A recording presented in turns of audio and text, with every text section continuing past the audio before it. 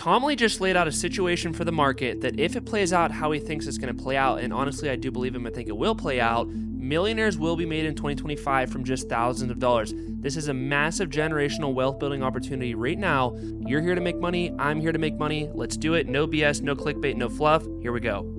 So we're still through this period of turbulence, but because of developments this week, I believe that this is all resolved in a positive direction for stocks. So let me explain. There has been this conflict because the macro remains uncertain. If you're only focused on macro, you'd be nervous for these reasons I'm listing here. But if you looked at the equity markets, these things are actually would get you quite constructive. And so this was the battle that had been taking place for the last few weeks between the stock market internals and the macro outlook. If you're macro, you might say we're facing economic Armageddon. That's something that Bridgewater has talked about, a different world order. Some people talk about the end of American exceptionalism. Others say that the top is in for the US stock market, similar to Japan in 1989. And of course, there's many people telling you that you should only be in gold and muni bonds. And gold, of course, is doing great, up 26%. It's the best since 2010. And of course, many people think there's opportunities in muni bonds. But the story of the equity market has been different. There's been pervasive bearish sentiment. You know, the AAII percentage of bears has been over 50% for 9 weeks. And the internal low was registered. We talked about that when you look at the VIX, that a VIX going over 50 and falling below 31 has always marked an internal low. And then later in this video, I'm going to talk about the 4 signs that a bottom is in. But at the end of the day, I think the equity market got this right. And it's resolving, things are now resolving positively for stocks. So what are these signs of a bottom? Well, there's 4 of them, but I'm not going to take it in chronological order. I'm going to start with what was triggered this week on April 24th, which is the Zweig breadth thrust. Now you're wondering, what is a breadth thrust? It's developed by Marty Zweig. It looks at a 10-day moving average of advancing versus declining issues. And the idea is when it goes from oversold, a reading below 0.4, and then back to 0.615 over 10 days, that's a bullish reversal. That has happened 11 times since 1978. And notably, 1 month, 6 months, and 12 months later, stock markets are always up. And this was triggered on April 24th, which was Thursday. On Wednesday, April 23rd, the high yield market options adjusted spread recovered 50% of the widening. What I mean by that is on January 24th, high yield spreads were 292. They exploded to 530 basis points wide on April 7th, but they touched 409, which is below the 50% retracement. That's a positive development because we are now walking back from a recession risk. If high yield spreads had gone from 500 to 1,000, a recession was guaranteed. But instead, it's reversed almost all the widening back to even levels before April 2nd. On April 22nd, again, happened this week, we had 2 consecutive 90% advancing days. That means that stocks within a couple of days apart had posted 2 days where the advancing gains were 90% or more. And as you can see here, this is 3 times since 1979. Stocks are higher 3, 6, and 12 months later. And that happened on April 22nd. Now, I covered this last week, but the VIX closed below 31 after going above 50.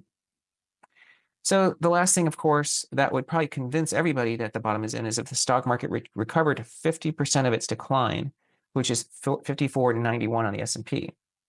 So that's the level to watch. The S&P peaked at 61.47 on February 18th. It fell to 48.35 on April 7th. The halfway recovery point is 54.91. And we closed on Thursday at 54.85. So we're 6 points away, 1/10 of a percent. So almost there. And of course, that really amplifies and confirms what we've been saying for the past few weeks, that we're still in a bull market. I know it's been horrific and feels terrible.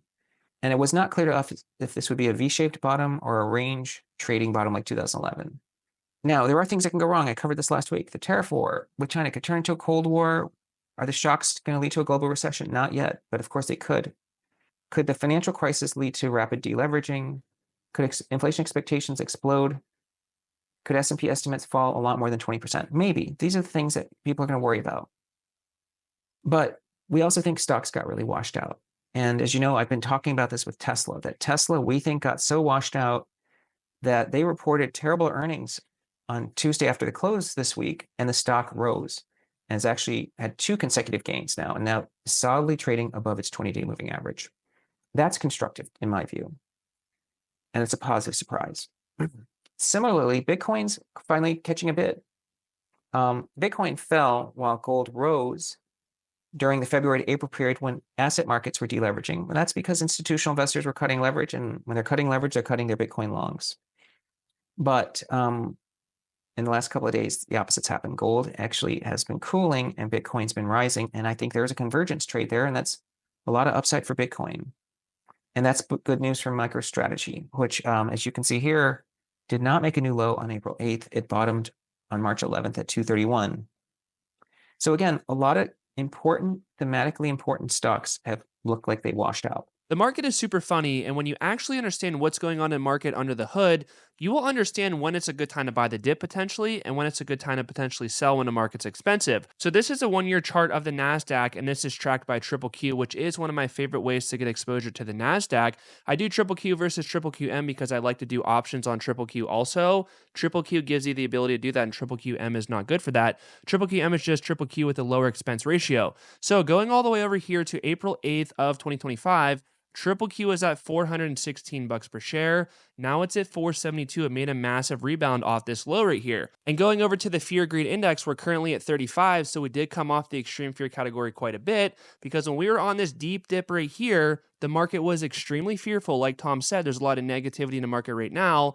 This needle went all the way down to 4. It was absolutely crazy how low this number actually went. And guess what? When there's a lot of fear in the market, that is the time to be bullish. People are selling their stocks. People are buying put options to protect downside in their portfolios. When they're buying put options, I'm selling them the put options. I'm making more money because they're willing to buy put options for more money. I'm collecting more premium by selling that. I am the insurance company. So when there's peak fear in the market, there's all these negative news headlines that come out.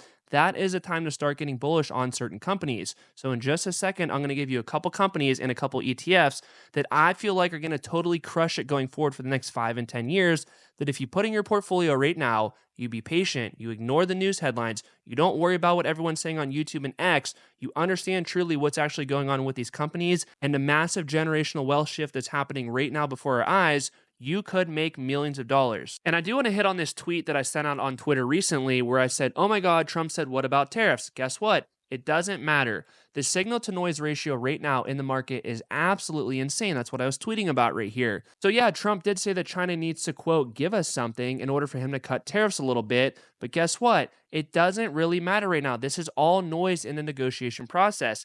He also said it's unlikely for another tariff pause. He also said the markets are adjusting to the, quote, transition.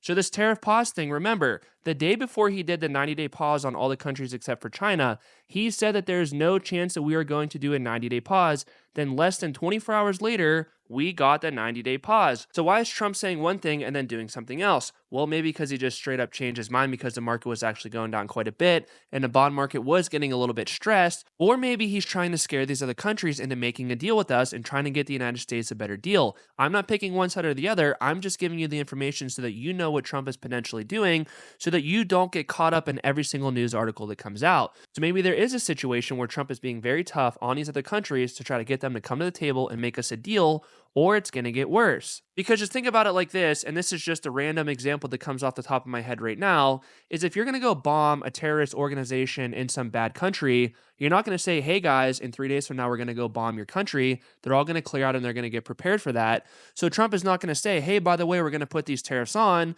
but 2 weeks after we put them on, we're going to do a 90-day pause. None of the countries would have started taking him serious. So now they got all these proposals on their desk, apparently is what they're saying, to negotiate these trade deals. And if these trade deals do start to go through, and a couple countries that we are pretty close with right now is India and Japan, if we get those trade deals to go through, that will be good for the economy and that will be good for the stock market because there's going to be less negative news being priced into the market. And when that negative news starts to get priced out, the market should go up quite a bit. And I've talked about this chart plenty of times on this channel. This is a volatility index. It's a 5-year chart right here. So when a volatility index spikes, that means that the market is going up and down a lot more on a daily and weekly basis. So there's just a lot of uncertainty in the market. The market doesn't know, do I be bullish? Do I be bearish? Do I be bullish? Do I be bearish? So it's just bouncing up and down like crazy.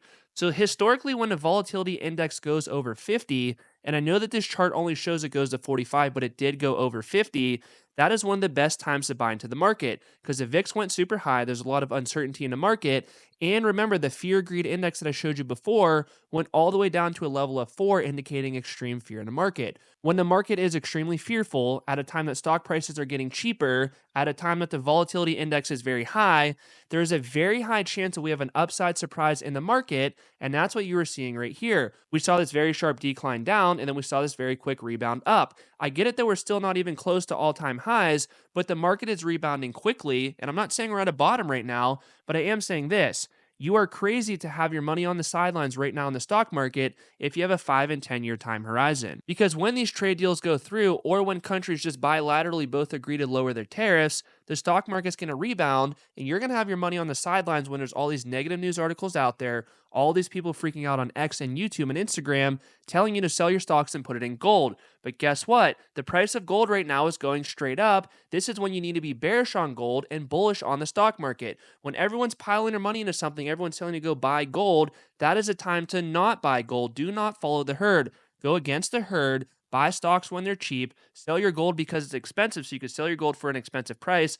Take that money and go buy stocks. You're getting more bang for your buck. And remember, I'm just here to make these videos to help provide value to you guys because you're here to make money. I'm here to make money. We're all here to make money in a no BS, no clickbait, no fluff way. And I know that's kind of like my saying that I've been going with lately, no BS, no clickbait, no fluff. But honestly, that's what I'm trying to do. There's so much noise out there. I want to filter out the noise and give you guys what actually matters. So that's why I built my course. If you want to learn how to do stocks and options the right way, low risk, actually scale your portfolio the right way, click the link below and do my course. It's going to totally blow your mind. You could join my course members only Discord. You can see my trades, talk to me, get in my Zoom call, see all the stocks that I'm watching, all my research that I do in there. It's going to totally blow your mind. But if you don't want to do that, watch this video right here. I go into extreme detail about the state of the market right now. I'll see you guys there.